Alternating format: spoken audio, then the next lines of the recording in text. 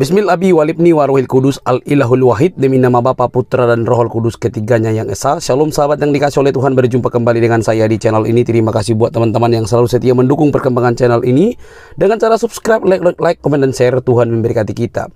Awalnya memang Ustadz Suma ini begitu pede, sok pintar dan sok tahu Alkitab, dan itulah pekerjaannya setiap hari, membuat channelnya seolah-olah menjadi channel Kristen karena tiap hari dia membahas kekristenan.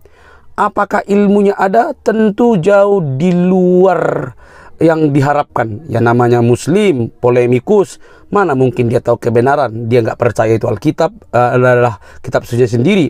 Nah teman-teman, kali ini dia terbungkam dan malu semalu-malunya oleh karena dia dibungkam oleh seorang perempuan apologetik yang mahir bahasa Ibrani, bahasa Alkitab. Mari kita lihat teman-teman, jangan skip, pasang telinga, semoga kita dicerdaskan. Ini dia videonya.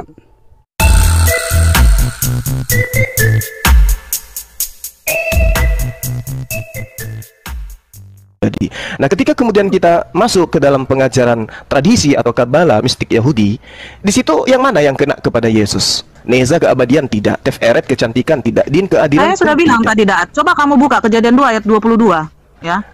Sabar. Saya sudah bilang. Itu adalah Daat. Sabar.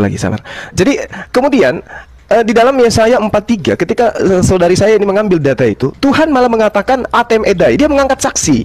Saksi siapa? Saksi saya, saksi dia. Engkau menjadi saksiku, engkau adalah hambaku. Lalu kemudian dia mengatakan bahwasanya tidak ada Tuhan yang dibentuk sebelum aku, ya, Levanai, Lo nowhere, dan tidak ada yang terbentuk. Apa yang tidak ada terbentuk? Tuhan. Setelahku Aharai, tidak ada Tuhan yang sebelum aku dan setelah aku yang terbentuk. Yesus gimana? Yesus dibentuk. Berarti dia bukan Tuhan, karena Yesus dibentuk. Menjadi manusia itu adalah bentuk. Tuhan tidak dibentuk karena dia adalah goib. Goib dalam Islam dan di tengah-tengah Kristen dikatakan roh. Roh itu tidak dibentuk, roh itu tidak terbentuk. Yesus dibentuk. Makanya saudara John tadi mengatakan bahwa yang Tuhan yang tidak diciptakan itu rohnya yang ada pada dirinya. Tapi jasadnya gimana? Itu kan bentukan. Tuhan mengambil saksi. Tidak ada Tuhan yang dibentuk. Yesus dibentuk. Dia butuh rahim untuk membentuk dirinya menjadi segumpal darah. Di dalam Yohanes 3, Yohanes 1, ya, firman itu telah menjadi. Proses dari menjadi daging itu adalah bentuk. Seperti itu, Mbak. Jadi kalau kita mengambil mistik Yahudi, saya rasa tidak ada yang kena terhadap Yesus, karena pengakuan Yesus sendiri, bukan aku loh. Yesus yang mengatakan itu. Silakan. Sudah. Sebentar, sambung nanti ya. Tadi kau bilang Tuhan itu bisa menyatakan diri lewat wahyu. Kemudian apa lagi kau sebut tadi, Yuma? Tabir. Iya. Kemudian ketiga, malaikat. Nah, ketiga dia menggunakan tabir dengan tubuh manusia. Apakah kamu bisa mengakui itu? Betul. Makanya Tuhan menyatakan diri melalui nabi-nabinya gitu loh, Bang. Bukan melalui nabinya. Sekarang tabir tadi dia menggunakan tubuh kemanusiaan. Karena tabir. Loh, tabirnya apa? Coba saudara saya lihat bagaimana manusia-manusia ini mengaku bahwa aku adalah Tuhan. Yesus contohnya. Tabir yang digunakan Allah Subhanahu wa taala menyatakan dirinya kepada manusia, apa tabirnya? Ya seperti suara yang didengarkan Musa. Suara? Berarti dia menyebutkan diri kepada Musa dengan suara? Ya betul, melalui tabir. Sama seperti saya menyatakan diri kepada saudara saya melalui HP. Apakah HP itu adalah saya? Cuma kalau dibilang tabir itu dia menggunakan sebuah media untuk manusia. Tapi kalau dia berbicara dari langit, ya, berbicara kepada Musa, wahai Musa, itu ada dari langit. Dia tidak perlu menggunakan tabir. Tapi kalau kau mengatakan dia menggunakan tabir, berarti dia menggunakan media. Nah, media apa yang digunakan Allah ketika dia berbicara dengan Musa? Tabir yang dilakukan oleh Allah, yang dialami oleh Nabi Musa alaihissalam itu melalui api, melalui pohon. Nah, berarti kau mengakui bahwa Allahmu bisa menggunakan media sebagai pernyataan kepada manusia. Kenapa? Ya memang bisa. Alam semesta ini cara Allah menyatakan diri bahwa dia ada. Apa masalahnya? Nah, kenapa kau menyangkal ketika dia menyatakan diri dalam rupa manusia? Nah, masalahnya yang manusia ini Anda tuhankan. Kami tidak menuhankan pohon, kami tidak menuhankan api. Disebabkan Tuhan menyatakan. Bawa ceplok, silakan bawa ceplok. Ya, emang dia muter-muter kayak gitu dari dulu. Aku yang penting dia. Satu-satu. Oke, izin tambah ya. Dari tadi saya mendengar Bang Zuma berfokus pada perjanjian baru ketika Yesus itu sudah ada. di dalam Yesaya itu penuh dengan nubuatan tentang kelahiran Yesus. Sebab dalam Yesaya 7 ayat 14 dan Yesaya 9 ayat 5 itu jelas ya, bahwa dari rahim seorang wanita akan lahir seorang darah, akan lahir seorang anak laki-laki. Itu adalah juru selamat dan dilahirkan pada Lukas ayat 1 ayat 2 itu sudah dijelaskan semua riwayat tentang kelahiran Yesus. Jadi di Yohanes 1 juga sudah dikatakan ya, lewat kesaksian Yohanes bahwa firman yang menjadi manusia itu. Di ayat 15-nya, Yohanes 1 ayat 15, Yohanes memberi kesaksian tentang dia dan berseru katanya, inilah dia yang kumaksudkan ketika aku berkata, kemudian daripada aku akan datang dia yang telah mendahului aku, sebab dia telah ada sebelum aku. Jadi lewat Yohanes juga sudah dikatakan Yesus itu ada sebelum kita ada, sebelum Yohanes ada, sudah ada nubuatannya. Jadi itu tidak perlu disangkal ketika berarti tubuh Yesus itu ciptaan, tidak. Karena dari Roh Kudus, itu Bang Zuma tidak perlu sangkal lagi. Maria mendengar suara dari Roh Kudus itu, malaikat Gabriel yang menyampaikan itulah masuk ke rahimnya gitu loh. Jadi bukan diciptakan, dibentuk karena karena wadah itu harus dari manusia. Tidak, kalau dibentuk diciptakan itu ya seperti Adam yang dibentuk dari tanah, tetapi ini rahim lewat urapan Roh Kudus. Mungkin begitu saja. Jadi ada nubuatannya Bang Juma. Jadi bukan ujuk-ujuk diciptakan. Kalau diciptakan itu seperti Adam dibentuk dari tanah. Sedangkan kita manusia sekarang dalam kekristenan kita tidak diciptakan, kita dilahirkan. Sama seperti Yesus yang dilahirkan dari rahim. Tetapi Yesus beda dengan kita karena Yesus itu kudus, sempurna, bukan dari hasil hubungan. Jadi dia lahir dari Roh Kudus itu, bukan kayak kita hasil dari hubungan suami istri. Oke, silakan teman-teman, mungkin itu. Saya buka lagi ya. Oke, silakan. Bentar ya Bang Silvan. Kita buka 2 Tawarik 6 ayat 18. Sebab apakah benar Elohim akan tinggal bersama manusia di bumi? Sesungguhnya langit dan langit atas segala langit tidak dapat menampung engkau. Betapa terlebih lagi bait ini yang telah aku bangun.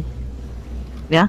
Lalu dipenuhi, dijawab nih sama Yohanes nih.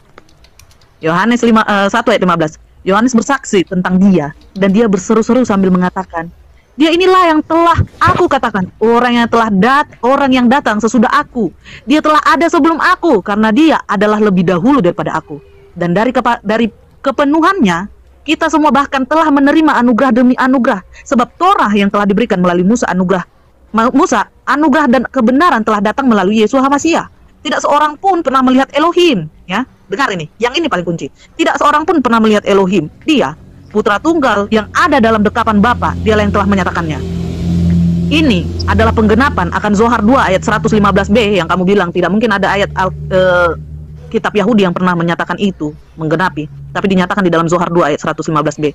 Lebih baik tetangga yang dekat daripada saudara yang jauh. Tetangga ini adalah pilar tengah dalam ketuhanan, yaitu anak Yahweh, anak Elohim yang merupakan penggenapan dari Yohanes 1 ayat 18. Tidak seorang pun pernah melihat Elohim. Dia Putra Tunggal yang ada dalam dekapan Bapa. Dialah yang telah menyatakannya. Kamu tidak bisa membantah keilahian Yesua atau dia adalah Bapa itu sendiri yang datang ke dalam dunia, Zuma, baik dari Kabalah maupun dari Perjanjian Lama. Silakan kamu bantah Kabalah saya bahwa Ben-Yah lah yang akan datang. Ben lah yang akan datang. Saya tunggu. Oke, baik. Jadi kalau diceritakan terkait Bang Silvan sebelum menjawab, silakan Bang Silvan. Oke. Saya hanya melengkapi aja ya. Jadi gini, tentang kemanusiaan atau tentang siapa dia, saya berangkat dari kata inkarni dulu ya. Jadi sepenuhnya yang inkarnasi itu di saat kelahiran Yesus sudah diterangkan sama malaikat bahwa itu adalah kerja dari ya Roh Tuhan yang Maha Tinggi ya. Dialah segala kepenuhan Allah itu ya, seperti ada di Kolose. Jadi yang inkarnasi itu, apa itu pengertian inkarnasi?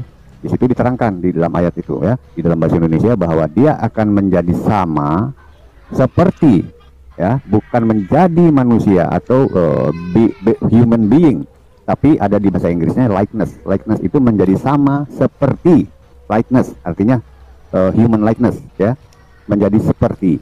Tapi apakah dia manusia? Bisa kita uji. Kita katakan seseorang itu manusia atau makhluk hidup lain yang daging, baik mati ataupun hidup. Itu dikatakan kalau ada ya proses pencampuran benih ya, benih hidup ya, sperma ataupun yang lain. Dan itu tidak membuktikan bahwa yang ada di dalam tubuh Yesus itu adalah benih seperti yang dikatakan begitu. Yang bisa terbukti hanyalah dia itu berasal dari roh, yang dari kekekalan roh Tuhan sendiri. Artinya gini, saya kasih contoh. Malaikat itu kita sebut makhluk roh. Tapi apakah bisa menjadi daging? Bisa. Terbukti di dalam perjanjian lama dan perjanjian baru, malaikat ini hadir dalam rupa manusia, daging, bisa berbicara, bisa disentuh, bisa interaksi, ya, ada dalam kesempurnaan manusia, bisa. Begitu juga Tuhan yang memiliki kemampuan maha kuasa ini tidak akan tidak bisa melakukan hal begitu. Jadi sebenarnya Yesus ini tidak bisa dikatakan oh dia manusia atau 100% manusia 100% Allah. Tidak, dia Allah itu sendiri gitu loh. Ya, dan segala kehadirannya di sini kita harus lihat dari dua sisi dulu. Ya, pada awalnya dia memang harus berkiasan dulu karena belum genap waktunya. Sehingga pengertian di situ orang akan melihat dia berbicara seperti ada yang menyuruh dia. Tapi kemudian dia akan berkata terus terang karena dia akan melepas kiasannya itu seperti ada di mana saya lupa, di Efesus, bahwa dialah Bapa itu sendiri. Nah, ini bisa saya buktikan dengan ayat 19:45 ya, Yohanes ya. Di situ dikatakan apa perkataan Yesus itu? Barang siapa melihat aku, ya, dia melihat dia yang telah mengutus aku. Artinya dia berkata tentang dia juga. Ya, seandainya Anda membuat sebuah skema A, B dan BA, itu akan ketemu A juga B, B juga A. Ya, karena ini nggak bisa layar besar, saya tidak bisa menampilkan tulisan. Jadi karena dia, barang siapa melihat aku, dia juga melihat dia, siapa Bapak ini yang mengutus dia, ya dia. Kalau kamu melihat Yesus itu, kamu sudah melihat dia yang mengutus aku. Dia yang mengutus, dia juga yang hadir. Itu pengertiannya. Nah, tolong nanti diperdalam tentang Yohanes 12:45. Anda akan ketemu A, B, B juga A.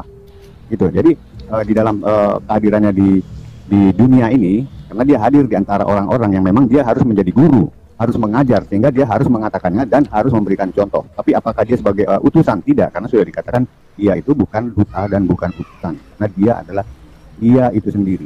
Itu silakan dilanjut. Oke, mungkin saya tanggapi dulu ya teman-teman. Jadi yang pertama itu terkait dengan Yesaya 9 nomor 6. Bang, cuma sedikit ya, menambahi Bang Silvan. Tentang Oke. kata utusan ini sering jadi polemik ya. Di Yohanes 12 ayat 45 jelas tertulis, barang siapa melihat aku, dia sudah melihat yang mengutus aku.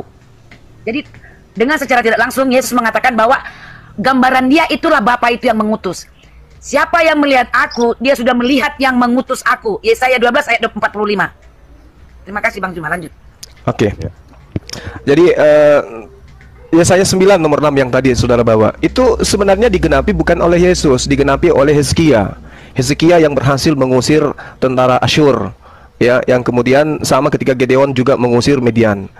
Artinya pada saat Yesaya menuliskan telah lahir, memang Hizkia sudah lahir di situ, tapi masih dalam keadaan bayi. Begitu kemudian dia terangkat menjadi raja Yehuda, ya, Hizkia kemudian menjadi raja damai, penasihat ajaib, Allah yang perkasa, Bapa yang kekal, dan juga gelar-gelar ini dinobatkan kepada beliau. Termasuk ketika saudara tadi membawa kejadian Daniel 7 gitu ya.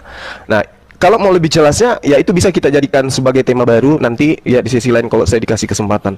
Kemudian saudari Mar, ketika saudari ini membahas tentang Ben Yala, di situ tidak ada satupun data Keter, Hokma, Bina, Hesed dan seterusnya, mahkota ilahi, kebijaksanaan, pengertian, rahmat, keadilan, terus kehadiran Tuhan di dunia, keabadian. Tidak ada yang kena kepada Yesus satupun. Nanti dibantah. Lalu kemudian kamu bantah pakai data orang Yahudi, jangan pakai asumsi. Kamu datanya Yahudi. Jelas. Sama seperti saya menggunakan data Yahudi. Tolong kamu bawa data Yahudi juga ke sini. Oke, silakan. Jangan asumsi. Silakan. Tadi kan sudah saya bacakan Yesaya 43 nomor 10. Kan jelas itu. Tidak ada Tuhan, tidak ada Elohim yang dibentuk. Yesus gimana? Dibentuk atau tidak? Dibentuk. Yesus tidak dibentuk. Bagaimana sabar. Bagaimana Yesus bisa menjadi manusia kalau tidak dibentuk? Bisa Anda narasikan? Segala sesuatu berasal dari kamu baca Yohanes 1 ayat 3. Iya, sekarang masalahnya adalah segala sesuatu itu adalah Yesus dibentuk. Segala sesuatu terjadi oleh dia dan tanpa dia tidak ada satu hal pun yang terjadi. Itu firman. Yesus tidak pernah dengar dulu. Yesus tidak pernah menyatakan adalah yang dibentuk. Ya. Bagaimana dia bisa menjadi manusia? Roma 1 nomor 3, dia berasal dari sperma Daud. Sperma atau Daud artinya sumber gimana Mbak? Sementara nerima firman aja dia masih terima. Dia datang bukan atas kehendaknya. Gimana menjadikan sumber? Dia mengutus, Nah, dia izin dulu Bang Juma, izin Bang. Bang Juma jika menyebutkan ayat, tolong dibaca biar kita sama-sama baca, bukan Roma sekian atau bukan selintas. Biar kita sama-sama baca atau saya yang bacakan, biar kita sama-sama dengar apa yang abang baca. Silakan, Roma sekian itu, dia saya itu apa? Roma 1 nomor 3. Yesaya 43 sudah jelas dikatakan ayat 11 ya. Akulah Tuhan, tidak ada juru selamat selain daripadaku. Ya, Terus Yesus mengatakan juga di Yohanes 14 ayat 6, Akulah jalan kebenaran hidup, tidak ada seorang pun yang datang kepada Bapa kalau tidak melalui aku. Dia sudah mengatakan dia adalah juru selamat. Jadi sudah berkaitan antara nubuatan dengan penggenapan. Iya, dia adalah perantara.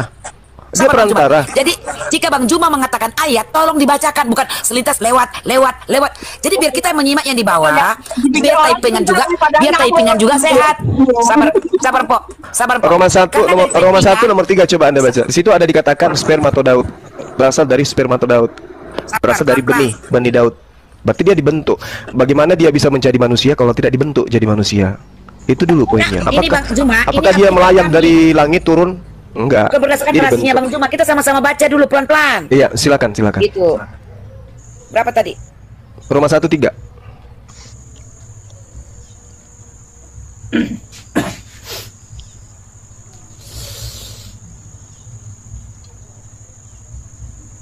Roma 1 ayat 3.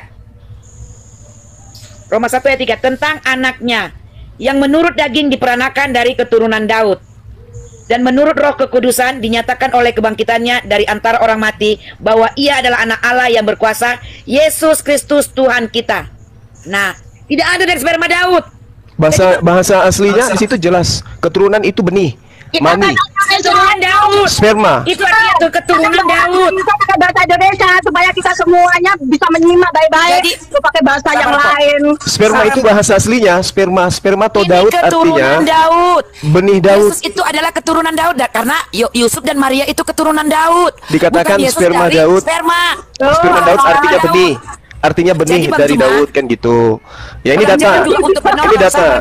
Sabar Bang Juma. Makanya selama ini sabar Pocemplok. Makanya selama ini ketika Bang Juma debat selalu mengatakan ayat ini berdasarkan narasi sendiri. Ini kan sudah ketahuan Bang Juma menarasikan sendiri padahal tidak ada kata-kata sperma. Tidak ada kata-kata sperma itu bahasa Yunani. Sperma itu bahasa Yunani. Keturunan Daud. Ya terserah. Kalau berbicara kan ada kata dari di sana. Di situ jelas dikatakan X. Dikatakan X. Dari Roh Kudus. X itu artinya dalam bahasa Yunani adalah dari. Sperma itu artinya benih. Dan biasain pura-pura. Salah. Sperma itu ini dari bahasa Yunani ya. Bahasa Yunani sperma sabar. Sperma itu apa? Spermatos itu maknanya. Artinya? Penggunaan translate-nya descendants, offspring atau keturunan. Iya betul, dari benihnya kan? Sama aja, sperma itu benih. Di sini keturunan. Benih, turunan. Secara daging anak-anak. Dia diperanakan dari keturunan Daud. Ya betul. Ya sudah selesai berarti Yesus itu dibentuk. Bukan berarti dari sana. Bukan sperma yang kau. Iya memang betul. Memang betul. Tidak mungkinlah Daud yang menghamili Maria. Memang betul. Diam dulu cuma. Kita lihat dulu seed atau spermatos ini, kita padankan dulu di perjanjian lama ini apa sih gitu loh. Kenapa harus menggunakan kata itu? Jadi di dalam kalimat ya ayat itu adalah kata zera padannya. Diam dulu cuma zera ya.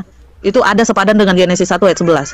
Vayomer Elohim tatse haaretz dese esep meseria zera es pari oseh pari. Sudah? Zera. Jadi Tuhan ya. Tuhan membuat benih di atas dunia. Apakah Tuhan menghamili bumi? Zuma. Saat Tuhan menciptakan dunia nih, terus benih. Salah. Tunggu dulu Zuma. Tunggu dulu. Salah Anda memahami kitabnya orang. Tunggu Zuma. Sabar dulu Zuma. Sabar. Saya nggak ada waktu dari tadi kalian mau menggantian. Diam dulu Zuma. Saat Tuhan mencurahkan benih di atas bumi, apakah Tuhan kamu mau nyatakan menghamili bumi? Loh, Yesus itu bukan dikatakan benih Tuhan, dikatakan benih Daud. Kan saya udah bilang, spermatos itu berbicara pohon, Mbak. Bicara tentang DC, EC. Bedanya apa spermatos sama zera? Kamu paham dulu. Beda lah. Mana bedanya? benih itu merujuk kepada pohon yang diceritakan Tuhan dalam Kejadian 1 nomor berapa tadi yang Anda itu? Itu bicara mengenai tanaman. Benih di sana bedanya di mana? Ya, sama-sama benih, tetapi satu berbicara pohon, tumbuh-tumbuhan, satu berbicara manusia. Justru saya bertanya kepada Mbak ini. Zera itu bedanya di mana, Zuma? Sama-sama benih, sama-sama benih. Terus apa masalahnya? Tuhan menghamil bumi. Kenapa jadi Tuhan? Kenapa jadi Tuhan? Kenapa jadi Tuhan? Maksud kalimatku Anda tidak memahami kitabnya Yahudi. Anda yang tidak memahami. Ketika dengarkan ketika di dalam Kejadian yang Anda bawa, di situ diawali dengan kata Masria. Masria itu menghasilkan, bukan Tuhan, bukan Tuhan yang Tuhan. Saya dulu. Tenang, sabar. Ini saya mau luruskan. Ibu Maryam, jangan kira Anda tidak, yang Anda hadapi ini tidak paham Bibelnya orang Yahudi. Jadi seenaknya Anda untuk mengatakan sesuatu. Ingat, ketika ada kata takse, di situ juga melahirkan. Pengertian orang Yahudi itu juga melahirkan. Haaretz itu kepada bumi. Apa yang dilahirkan kemudian? DC, kemudian Esep. Apakah kemudian bumi melahirkan? Kan tidak. Tapi kan yang dikatakan di sana Masria, menghasilkan benih, Zerah. Sama seperti Daud ketika bercerita tentang sperma. Daud menghasilkan sperma. Spermanya itu melahirkan keturunan. Keturunannya itu diantaranya Yesus. Apa masalahnya? Di situ spermatos itu maknanya keturunan. Ya sama memang. Yesus keturunan. Makanya ketika Yesus bertanya kepada orang-orang Yahudi, menurut kamu siapakah Mesias? Kemudian mereka menjawab anak Daud. Betul itu. Nah, sekarang pertanyaannya, sekarang pertanyaan saya, apakah pencipta langit dan bumi itu punya keturunan dan berasalkan dari keturunan manusia? Kemudian jawab dulu deh. Dengar. Iya, saya jawab. Oke, kenapa ini dipadankan dengan Zerah di Kejadian 1 ayat 11? Karena saat hamilnya Maria itu tanpa pembuahan sperma dari pria. Itu pertama. Makanya dia dipadankan dengan Zerah. Sama seperti bumi yang menghasilkan benih-benih tanpa harus dibuahi oleh seorang pria. Seperti itulah rahim Maria tanpa dibuahi. Makanya dikatakan benih ilahi, Zerah. Jangan kamu bilang spermatos, ini mengkonotasikan sperma Daud, seolah-olah Daud menghamili Maria. Tidak. Bukan begitu. Dia punya keturunan. Diam dulu Zuma, saya belum selesai narasinya. Diam dulu. Diam dulu Zuma, diam dulu. Ini data yang Anda bawa. Diam dulu Zuma. Kenapa saya katakan di sana Zerah itu yang dinyatakan sebagai Zerah? Coba kita buka ya, Kejadian 1 ayat 2 dikatakan apa? Tuhan menaungi dunia. Sudah, Tuhan Roh Allah melingkupi dunia. Itu sama seperti saat Kejadian Maria dinyatakan sedang hamil oleh malaikat. Dikatakan apa? Roh Elohim dia bersyakan, sudah berdiam, ya, dinaungi oleh Roh Kudus. Itu ada ayatnya. Makanya dikatakan Elohim bersyakan di dalam tubuh Maria. Bukan dikatakan di sana spermatos dalam konsep pria dan wanita berhubungan badan. Makanya dikatakan Zerah. Inilah padanan dari Kejadian 1 ayat 2 dengan Kejadian 11 dengan konsep kelahiran Yesus sebagai Mesias. Oke, saya mau tanya kepada Mbak ini. Silakan. Ketika dikatakan Zerah Esperi, ketika dikatakan dalam kitab yang Anda bawa Zerah Esperi, apakah benih pohon itu pohon atau bukan pohon? Benihnya maksud saya, keturunannya. Coba Anda jawab saya. Pohon. Pohon. Apakah benih Daud itu manusia atau bukan manusia? Benih Daud? Manusia. Iya. Manusia. Yesus manusia atau Tuhan? Manusia, dia Tuhan. Ya, manusia udah selesai. Berarti benarlah teman-teman kita yang mengatakan Yesus itu manusia. Sebagai manusia dia ciptaan atau pencipta? Pencipta. Lah, manusia pencipta? Iya. Aduh, loh, kenapa bisa manusia pencipta? Makanya tanya dong dari tadi, kamu baca. Saya udah tanya. Makanya aku bilang, jangan paksa saya untuk membuat Mbak ini tersudut. Anda menggunakan kitab orang Yahudi, saya lebih paham dari Anda. Saya tanya sama Anda. Ya udah, makanya aku tanya. Makanya kita tanya, apakah benih pohon itu pohon keturunannya bibitnya selanjutnya pohon bisa berubah menjadi hewan? Tidak. Sekarang benih Daud manusia. Apakah manusia benih Daud ini Tuhan pencipta? Betul. Dari mana Anda mengatakan betul? Enggak. Dia tadi memaksakan Zerah, benih pohon. Ini kita buka Kejadian 3 ayat 22. Kejadian yang tadi Mbak, yang tadi fokus ke yang tadi Mbak. Apakah manusia ini pencipta langit dan bumi? Dalil mana yang Anda gunakan? Silakan. Mari kita buka Kejadian 3 ayat 22, ya. Dan berfirmanlah Adonai Elohim, lihatlah, manusia itu telah menjadi salah satu dari kita, mengetahui tentang yang dari Kejadian 1 ayat 26 deh. Kejadian 1 ayat 26 dan 27. Ya. Dan Elohim berfirman, biarlah kami menjadikan manusia dalam citra kami, menurut rupa kami. Dan biarlah mereka berkuasa, diam dulu. berkuasa atas ikan di laut dan atas burung di udara dan atas hewan dan atas seluruh bumi dan atas segala binatang yang merayap di bumi. Maka Elohim menciptakan manusia dalam citranya, panim ya, ingat citra ini panim, citranya. Dalam citra panim Elohim, dia telah menciptakannya, laki-laki dan perempuan, dia telah menciptakan mereka. Paham? Kenapa dikatakan Yesua adalah Elohim itu sendiri? Kamu bertanya, Yesua lahir dari manusia. Dia kejadian satu manusia. itu, saya tidak kejadian satu itu bahasan Adam, bukan Yesus anak Maria yang dibahas di situ, Ibu. Mbak, jangan dipersulit. Anda nggak usah makin sulit nanti Anda. Kejadian 1:26 itu Adam, bukan Yesus. Kejadian 1 ayat 26 dan 27 itu membahas Yesus atau Adam, bahwa Elohim menciptakan ya Adam atau Yesus? Iya, Adam atau Yesus? Kamu bertanya yang diciptakan? Iya, yang diceritakan kejadian 1 ayat 26. Siapa? Kamu tanya dong, yang menciptakan siapa? Ya kan udah pasti Tuhan pencipta langit dan bumi, bukan Yesus. Ensof. Makanya Bereshit bara Elohim. Bereshit, dengar, Bereshit bara Elohim ya. Reshit sang sumber memancarkan 10 sifatnya, 10 sefirotnya. Dan ini sepadan dengan Yohanan 1 ayat 1. Bereshit haya hadafar. Reshit adalah hadafar, adalah sang firman. Makanya Yesus dikatakan apa? Sang pemilik firman. Kamu nggak bisa bantah itu. Bereshit bara Elohim. Saya bantah. Apapun narasi Anda saya bantah. Silakan. Sekarang oke. Kamu pakai bawa narasi Judaism, sekalian Rabi sekalian. Kamu bantah pakai narasi. Enggak perlu. Emang ada Yahudi. Enggak perlu. Anda yang makin sulit nanti. Bantah. Begini. Saya tunggu rabinya kamu. Kamu pakai rabi siapa? Coba. Enggak perlu terlalu lebay. Tapi Anda sudah. Mbak Maria. Coba kamu narasi liar dong. Yang liar itu yang mengatakan pencipta itu adalah manusia. Gitu. Anda enggak sadar. Kamu bernarasi. Kamu harus membawa narasi yang berotoritas. Saya membawa dari tadi narasi otoritas Anda mengatakan manusia pencipta dan bumi itu dari mana? Betul. Mana dalilnya? Mari kita tunjukkan lihat. saya di kitabnya orang Yahudi mana? Manusia menciptakan langit dan bumi itu di mana? Silakan. Raja darah dan daging ya, kita lihat. Benarkah Tuhan itu memiliki citra darah dan daging? Bukan, pencipta langit dan bumi itu manusia. Kan tadi Anda menyatakan benih Daud itu manusia.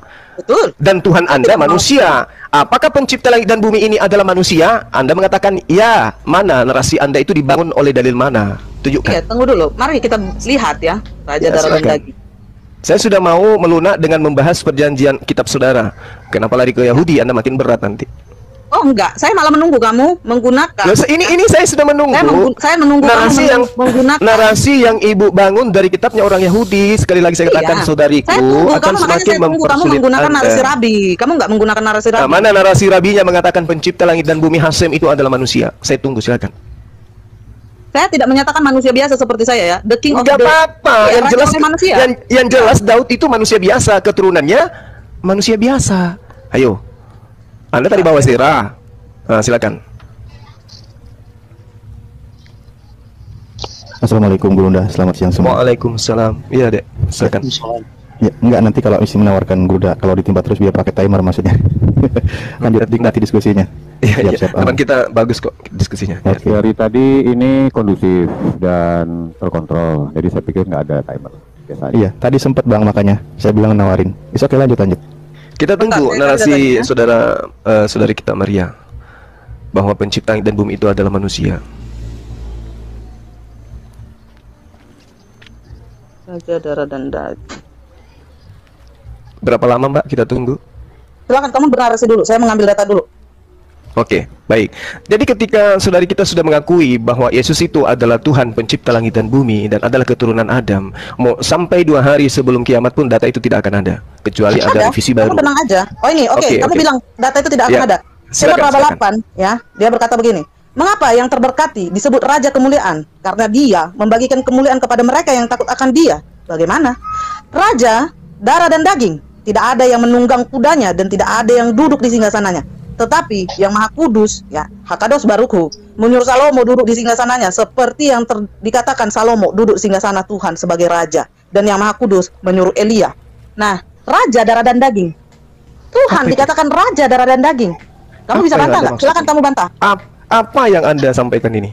Loh, mana pencipta itu manusia? Betul, datang sebagai manusia. Dia menunjukkan bahwa dia adalah raja darah dan daging sesuai di dalam ayat Shemot Rabbah. Kamu bisa bantah nggak? Saya tunggu kamu. Saya tunggu kamu. Bahwa dia adalah raja atas manusia. Silakan. Saya tunggu. Saya tunggu. Yang saya tunggu, kalau Anda hanya membahas itu, coba Anda lihat di dalam Ibrani 8 nomor 1. Itu dibantai itu. Inti segala yang kita bicarakan itu adalah kita mempunyai imam besar yang demikian, yang duduk di sebelah kanan tahta yang maha besar di surga. Kamu minta raja darah dan daging, saya sudah tunjukkan. Tidak ada dinyatakan di situ bahwa dia pencipta. Raja darah dan daging. Dia tidak ada manusia. Tidak dia adalah raja atas segala manusia. Dialah yang memiliki darah dan daging. Dialah raja segala raja. Sekarang saya tunggu kamu bantah bahwa Yesua adalah raja darah dan daging. Silakan Cuma, saya tunggu. Mana manusia yang menciptakan langit dan bumi, dalilnya mana? Loh, raja segala manusia, kamu nggak dengar tadi? Raja segala manusia, kamu nggak bisa bantah. Raja segala manusia itu manusia gitu maksudnya? Loh, apakah dikatakan dia di sana menjadi manusia biasa seperti saya? Menjadi seperti manusia, seperti manusia. Bukan saya minta Mbak baca 1 Yohanes 3 nomor 2. Boleh nggak? Silakan baca. Ya, silakan. Silakan kamu baca. Kita lagi nggak CCA di sini. Oke, baik. Saya bacakan ya. Anda mau terjemahan baru, terjemahan lama saya bacakan. Di dalam kitab saudara dikatakan bahwasanya saudara-saudaraku yang kekasih, sekarang kita adalah anak-anak Theos. Tetapi belum nyata apa keadaan kita kelak. Akan tetapi kita tahu bahwa apabila Yesus menyatakan dirinya, kita akan menjadi sama seperti Yesus, sebab kita akan melihat Yesus dalam keadaannya yang sebenarnya. Menurut saudari ini, Yesus dalam keadaan yang sebenarnya itu Tuhan atau apa? Manusia atau Tuhan pencipta dan bumi? Sudah dikatakan dia Hakadus Baruch-Hu. Berarti kita juga Hakadus Baruch-Hu. Yohanes 1 ayat 3. Berarti kita juga ini sama seperti Yesus. Kita juga seperti yang Anda gambarkan. Kita lah yang diciptakan Tuhan segambar dan serupa dengan dia, sesuai Kejadian 1 ayat 26 dan 27. Akan tetapi kita akan tahu bahwa apabila Yesus menyatakan dirinya, kita akan menjadi sama seperti Yesus, sebab kita akan melihat Yesus dalam keadaannya yang sebenarnya. Keadaan Yesus yang sebenarnya manusia atau Tuhan? Loh, bukankah kita akan menjadi terikat bersama-sama dengan dia di dalam alam Yehidah, ya, dalam pemahaman Judaism? Oke, sekarang kita ini Tuhan juga. Loh, bukankah kami memang mengatakan kami adalah ilah-ilah kecil? Enggak, saya tanya, berarti Yesus juga ilah-ilah kecil? Bukan, dia ilah besar, the king of the... Berarti Anda juga ilah besar. Berarti Anda juga ilah besar. Anda juga Tuhan besar. Ini dalilnya 1 Yohanes 3 nomor 2. Apabila Yesus dalilnya yang mengatakan itu. Dalil adalah manusia-manusia ilahi, anak-anak dalil yang mengatakan itu. Dalilnya yang mengatakan kita akan sama seperti Yesus, sebab kita akan melihat Yesus dalam keadaannya yang sebenarnya. Kamu minta dalilnya kalau kami ini ilah kecil. Iya, berarti Anda sama seperti Yesus. Kalau Anda ilah kecil, Yesus ilah kecil. Kalau Yesus ilah besar, Yesus raja. Kenapa? Oke. Anda mengatakan Yesus ilah besar. Anda mengatakan diri Anda ilah kecil. Sama enggak? Apa sama? Ya sama-sama kami adalah anak-anak Allah. Dia adalah anaknya. Apa bedanya? Berarti Yesus ini Allah dalam arti pencipta langit dan bumi? Iya. Berarti Anda? Anak Allah. Berarti Anda juga pencipta? Loh, emang kamu nggak bisa menciptakan? Pesawat itu siapa yang menciptakan? Begitu. Begitu. Jadi perspektif pemahaman pencipta itu seperti itu di dalam keyakinan saudari. Loh, coba tanyakan dulu Billy Judaism. Itu yang dikatakan kreator itu apa sih? Wah, iya, berarti kecil banget pemahamanmu. Yesus. Enggak, saudariku, enggak. Berarti kamu menyatakan kamu bukan pencipta dong. Wah, manusia itu pencipta. Manusia itu pencipta. Apa pemuja agama sampai kayak gitu banget? Ya, berarti saudara-saudara Kristen itu Tuhan juga ya. Akui dulu, lu bukan pencipta, bukan bisa menciptakan apa-apa, manusia bodoh. Akui dulu, teman. Akui dulu. Iya. Berarti kita saksikan ya, teman-teman, khususnya Mbak Maria itu mengaku sebagai Tuhan. Kamu nggak pernah membuat apa-apa. Baru kali ini masih ada penciptaan di Kristen narasinya.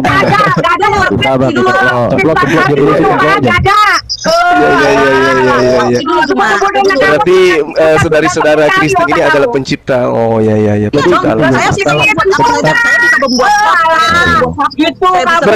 Berarti saya dengan Yesus sama dong ya? Kalau Yesus menciptakan yang lebih besar. Kan dia menciptakan itu kan serupa dan segambar dengan Allah. Kalau saya, makanya saya bilang saya adalah Allah kecil.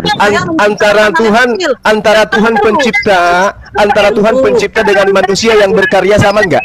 Gitu kan? Loh, Tuhan memang berkarya. Iya, antara manusia yang berkarya dengan Tuhan yang maha menciptakan itu sama nggak? Benar, Zuma. Iya, biar saya jawab.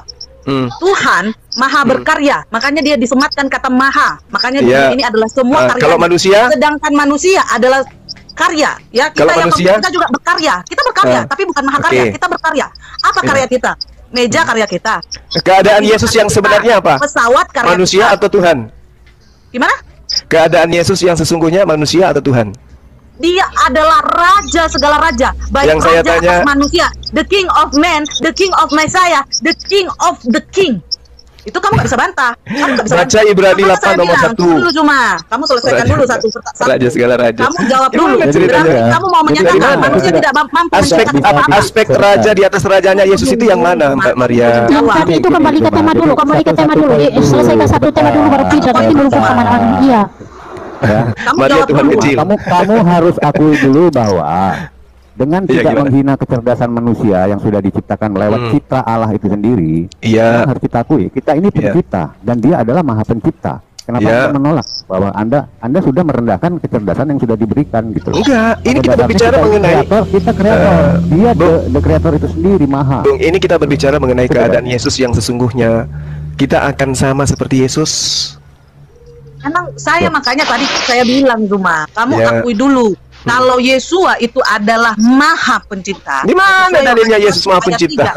Yohanes 1 ayat 3. Saya kamu makanya jangan Yohanes 1 nomor 3 itu bukan Yesus.